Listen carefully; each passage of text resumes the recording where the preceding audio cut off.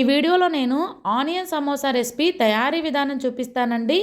ఇది evening snacks లాగా పెడితే పిల్లలు పెద్దలు చాలా ఇష్టంగా తింటారు. ఇంకా ప్రాసెస్ చూసేద్దాం. అందరికీ నమస్తే, welcome back to my channel. నేను మీ నాగలక్ష్మి. ముందుగా ఇక్కడ ఒక మిక్సింగ్ బౌల్ తీసుకొని దాంట్లోకి 1 కప్పున్నర వరకు గోధుమ పిండిని తీసుకున్నాను. కప్పు 150 గ్రామ్స్ ఉంటుంది. మీరు కావాలనుకుంటే మైదా పిండిని తీసుకోవచ్చు. మైదా పిండితో పోలిస్తే గోధుమ పిండి కొంచెం హెల్తీ కాబట్టి ఇక్కడ నేను గోధుమ పిండితోనే చేస్తున్నాను. అలానే కొద్దిగా సాల్ట్, ఒక 2 టేబుల్ స్పూన్ వరకు ఆయిల్ని యాడ్ చేసుకోవాలి.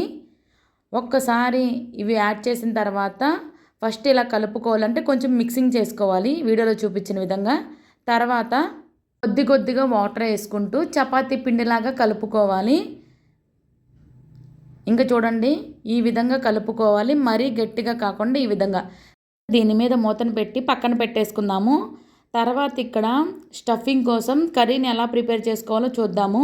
పొయ్యి మీద ఒక కళాయిని పెట్టుకొని దానిలో ఆయిల్ యాడ్ చేసుకోవాలి. ఆయిల్ హీట్ అయిన తర్వాత 3 ఆనియన్స్ని, 2 పచ్చిమిర్చిని ఇలా చిన్న ముక్కలుగా కట్ చేసి యాడ్ చేసుకోవాలి. ఇంకా ఇవి మొత్తం యాడ్ చేసేసాక దీనిలో రుచికి సరిపడినంత సాల్ట్, అలానే చిటికెడు పసుపుని యాడ్ చేసుకోవాలి. వీటిని చక్కగా కలుపుకొని మొత్తం కలిసేటట్టు ఇంకా వీటిని బాగా ఉడికించుకోవాలి. ఇలా మూతను పెట్టేసేసి మధ్యలో మూతను తీస్తూ కలుపుకుంటూ ఉండాలి. ఇక్కడ ఆనియన్స్ అనేది మనం గరిటతో నొక్కితే మెత్తగా అయ్యేంత వరకు చక్కగా ఉడికించుకోవాలి. ఇంకా వీడియోలో చూడండి, ఇంక ఇక్కడ మెత్తగా అయిపోయినాయి.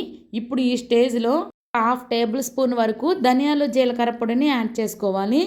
అలానే ఫ్రెండ్స్, నా ఛానల్ని తప్పకుండా సబ్స్క్రైబ్ చేసుకోండి. మీకు నా వీడియోస్ నచ్చితే లైక్ చేయండి. ఇంకా దీన్ని చక్కగా కలుపుకొని కొద్దిగా వేగనివ్వాలి.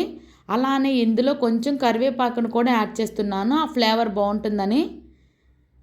ఇంకా ఇది మొత్తం యాడ్ చేసిన తర్వాత దీనిని కూడా ఒక 1 మినిట్ అలా వేగించుకోవాలి వీడియోలో చూపించిన విధంగా.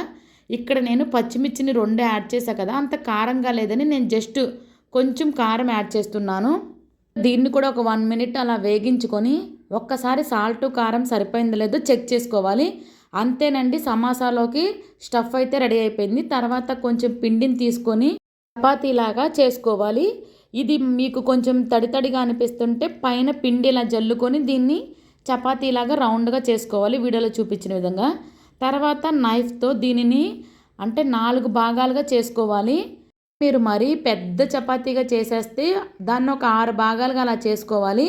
ఇలా మీడియం చపాతీగా చేస్తే మాత్రం 4 భాగాలు చేసుకుంటే సరిపోతుంది. అలానే చపాతీని మరీ పల్చగా కాదు, అలానే మరీ మందంగా కాకుండా వీడియోలో చూపించిన విధంగా మీడియంగా చేసుకోవాలి. కట్ చేసుకున్న ఈ పీసెస్లోంచి ఒక దానిలో ఇలా స్టఫ్ పెట్టుకొని ఇక్కడ వీడియోని ఎక్కడా స్కిప్ చేయకుండా చూడండి. ఫస్ట్ ఈ ఎడ్జ్ని అలానే ఇటువైపు ఎడ్జ్ని ఒకే దగ్గరగా పెట్టేసుకోవాలన్నమాట. ఇక్కడ ఒకవేళ మీకు అతుక్కోకపోతే గోధుమ పిండిలో 1 స్పూన్ వాటర్ వేసి అక్కడ అతికించుకున్న చక్కగా అతుక్కుపోతుంది. అలానే ఆ పైన ఉన్న ఎడ్జ్ని ఇలా వేసేసేయాలన్నమాట.